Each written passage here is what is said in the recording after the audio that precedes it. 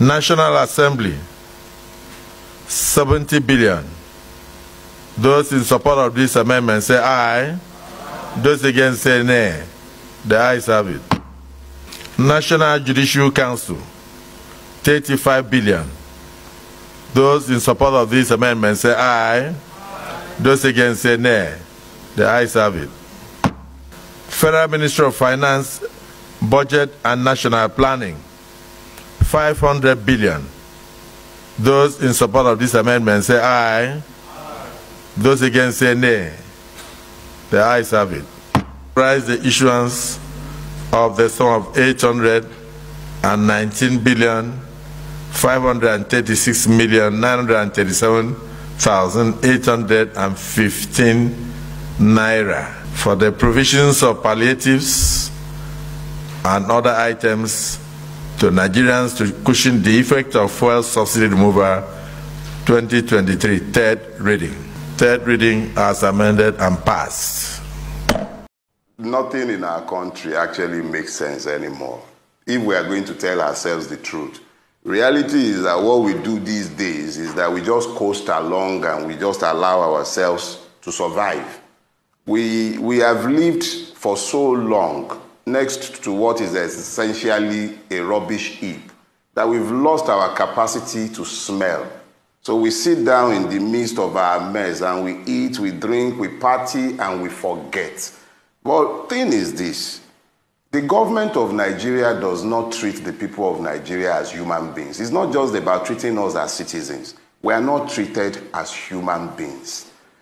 Let's imagine this. What kind of mentality, what idea governs a system or a country where the government believes that it is okay to budget 70 billion for less than 500 people and then give what is essentially nothing, crumbs, to so many? So when you now talk about NNPC, who is telling us that the petroleum industry has been deregulated, is still busy being the one fixing prices.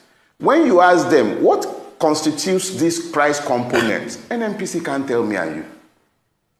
The same NNPC that was given an institutional monopoly has today handed that monopoly to a company in which it had invested $2 billion on my behalf and on your behalf.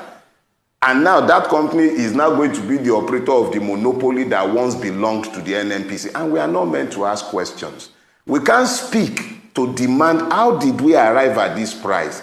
The same NNPC that told all of us in broad daylight that it is doing direct sale and direct purchase, which meant it was giving crude and it was taking product. Up till today, we don't know exactly where and how the subsidy has arisen. Who was being paid? Nobody is telling who. So the point is this: we've gotten to the point where they just say things because they know there will be no consequences. If people believe that there will be consequences for their actions, if they believe they will be held to account and they will be asked to answer questions in relation to the things that issue forth from their mouths, I am certain that you will have less of this abomination strolling around in broad daylight in our country. We were buying toxic fuel in this country, fuel that will not be sold in any country or other country in the world. We're buying it in Nigeria. Nobody ever paid for that criminality. Nobody. Till today, nobody paid. They told us you are doing direct sale, direct purchase. Up till today, nobody is asking questions. And yet you are demanding. And don't worry, before the end of this month or next month, they will tell us to pay some more. It's one blow after the other for the Nigerian. We've become like orphans, tossed around and beaten about by everybody in our space. The government has become the enemy of the people. And we, the people, we have to look beyond all these stupid, petty differences and begin to ask questions, because these are existential issues. They are legislating us into slavery.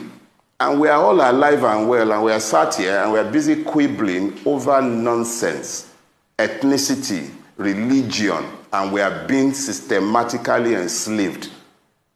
All of us. Questions that we should ask, we are not asking. The one that should not concern us is what excites us.